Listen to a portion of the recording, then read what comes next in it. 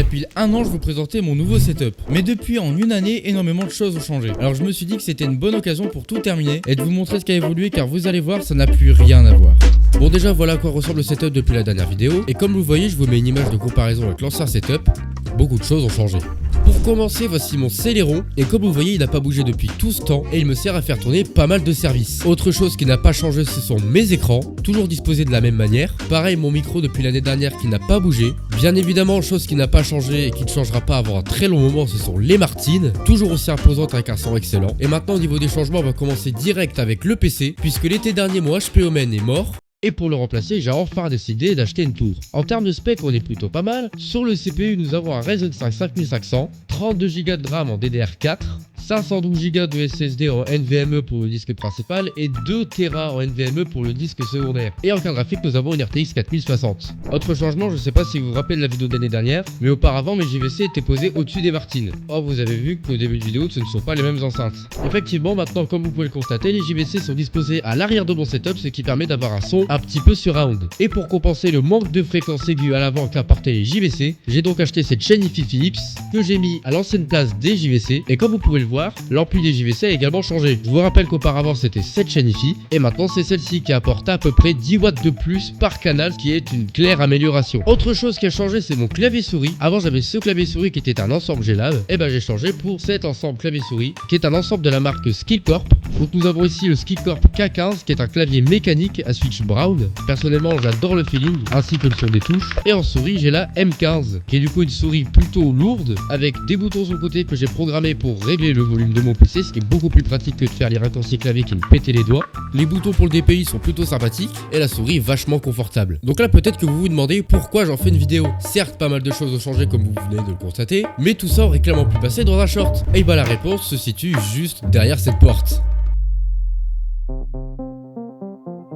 Bon, pour commencer, voici l'écran dans sa boîte, avec juste à côté les câbles qui sont fournis avec, et on va devoir désinstaller l'ancien écran. Pour l'écran, on va faire comme d'habitude, c'est-à-dire mettre l'écran à la même place que l'ancien, c'est-à-dire accroché au mur et centré. Voici ce que ça donne une fois l'ancien écran retiré. On voit ici le support, que je vais nettoyer parce qu'il a pris la poussière depuis l'année dernière, et donc maintenant c'est parti pour accrocher le nouvel écran. Mais avant tout ça, unboxing. Voici la notice, mais on n'en a rien à faire. Le pied d'écran qu'on va pouvoir utiliser juste pour tester si l'écran fonctionne. On enlève l'espèce de bande un peu bizarre, qui comme un cercueil enferme l'écran, et on ouvre ça. À l'intérieur, on retrouve l'autre partie du bras d'écran. On retrouve juste ici à côté du chat l'ancien écran. Voici une brève comparaison entre les deux écrans. On constate qu'en termes de taille, c'est vraiment similaire, il n'y a que les bords qui changent. Et comme on peut le constater, mon nouvel écran est un écran incurvé alors que mon ancien écran est un écran plat. Je vous propose une petite vue de la pièce en bordel complet. Je viens d'installer l'écran avec son bras d'origine. Voilà ce que ça donne autour des deux écrans qui sont déjà fixés au mur. Voici les specs, vous les voyez sur la petite étiquette. On est sur du 240 Hz, 0,5 ms, 1080p et les couleurs sont vraiment jolies. Comme on peut le voir juste après avoir installé la fixation murale sur notre écran, on a rencontré un petit problème. Une fois l'écran installé, on s'est rendu compte qu'il était trop haut par rapport aux autres écrans.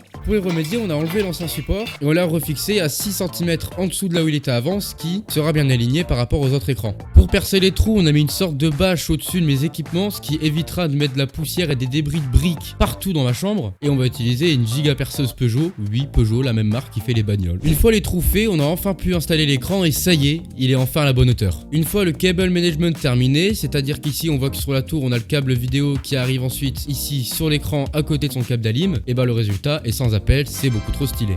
C'est parti pour le petit moment satisfaisant.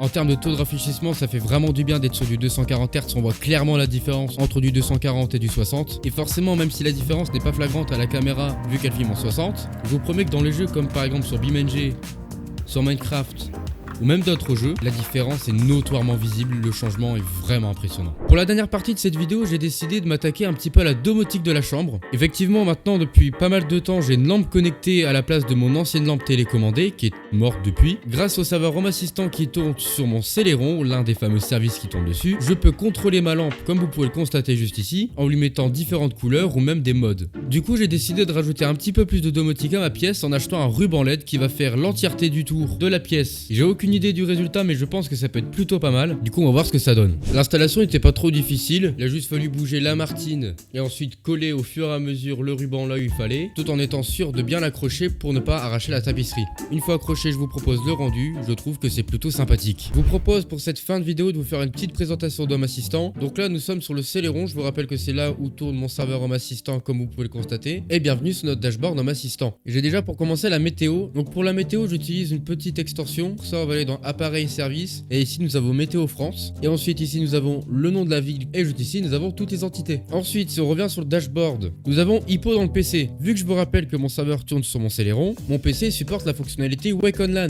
En gros, c'est une fonctionnalité qui vient avec la carte mère de mon PC, qui permet via une requête en Ethernet d'allumer mon PC. Et du coup, il se trouve que j'ai également un module Home Assistant qui permet de faire du Wake on LAN. Et donc en gros, quand j'appuie sur ce bouton, ça va faire appel à cette extension qui va pouvoir du coup me démarrer mon PC. Ensuite, on a S5 ici, c'est une prise connectée qui me permet d'allumer ou d'éteindre mon adaptateur Bluetooth. Puisque pour avoir du Bluetooth dans ma chambre, j'utilise un petit adaptateur Bluetooth que vous voyez actuellement à l'écran. Et du coup, je me suis amusé à faire une petite automatisation juste ici. Quand mon PC est allumé, l'adaptateur Bluetooth va s'éteindre. Mais quand le PC va s'éteindre, l'adaptateur Bluetooth va se rallumer pour pouvoir y connecter un téléphone. Et pour savoir si mon PC est allumé ou autre, j'utilise encore un autre module, qui est le module juste ici, ping. Je prends l'adresse IP locale de mon PC. Et du coup, maintenant ici, j'ai le contrôle de mon ruban LED. Donc je peux venir le changer de couleur, changer la température du blanc, la luminosité. Si je clique ici, j'ai le grand menu. Je peux venir mettre des couleurs à mon ruban et le mettre en mode scène, c'est-à-dire le mode d'effet de ce ruban LED. Et pour ajouter le ruban LED, j'utilise l'intégration Tuya Local. Donc j'ai d'abord utilisé Tuya, qui m'a du coup permis de rajouter l'entièreté de mes appareils et aussi plein de trucs inutiles comme des scènes, des trucs, en bref, plein de trucs qui me servent pas trop. Et ensuite, je suis venu utiliser Tuya Local, qui actuellement râle, mais c'est normal, toutes ces lampes-là sont déconnectées, pour ajouter du coup en local tous ces appareils. Et du coup, par exemple, si je viens prendre mon ruban LED de 20 mètres, on voit que c'est lui que j'ai utilisé et il me permet d'avoir un contrôle bien plus permissif que Tuya. Si on vient comparer entre Tuya Local et le vrai Tuya, vous pouvez voir que Tuya ne me donne accès que au contrôle de la lampe et c'est tout. Alors que si on compare avec Tuya Local, comme vous pouvez le constater, j'ai beaucoup plus d'options.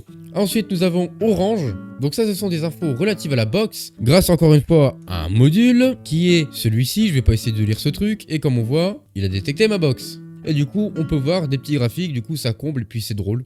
Ensuite ici nous avons la batterie, donc nous avons le Realme, c'est mon ancien téléphone principal que j'ai changé il y a pas longtemps, et notre Galaxy S7, mais comme vous voyez ça se met rarement à jour parce que souvent Home Assistant se ferme. Et ensuite pour terminer au niveau de mon dashboard, nous avons les ressources système, donc nous avons le CPU utilisé par Home Assistant, je tiens à préciser ce n'est pas le CPU du PC mais seulement de la VM, de toute façon c'est logique vu que c'est une machine virtuelle il n'a pas accès au hardware physique. Du coup nous avons actuellement 4% de CPU donc il ne fait pas grand chose, en RAM nous avons 60%, c'est normal, c'est parce que je lui ai alloué 1,5 Go, on voit qu'avant il en utilisait beaucoup moins mais c'est parce que il y a quelques jours il était à 3 Go et en stockage vous avez vu que j'avais mis 32, il en utilise que 6 Go 50. Et donc voilà c'est à peu près tout pour le dashboard de ma chambre. Et petit spoiler du dashboard du grenier qui est pour l'instant flouté et pas fini, vous verrez ce que ça donne, ce sera plutôt sympathique. Je vous remercie d'avoir regardé cette vidéo, j'espère qu'elle vous a plu. Clairement ce nouvel écran ça fait vraiment du bien. Vu que j'ai perdu le Lumen qui était sur du 144 Hz et se bloqué en 60 Hz, ça piquait un petit peu. Là le 240 ça fait vraiment du bien. Pareil autre chose qui est vachement cool c'est la domotique, c'est vachement pratique au quotidien et c'est vachement cool aussi. Je vous souhaite une bonne fin d'année 2025. Dites-moi en commentaire c'est quoi l'upgrade ou le changement que vous avez préféré dans la vidéo. Et sur ce je vous dis à la prochaine,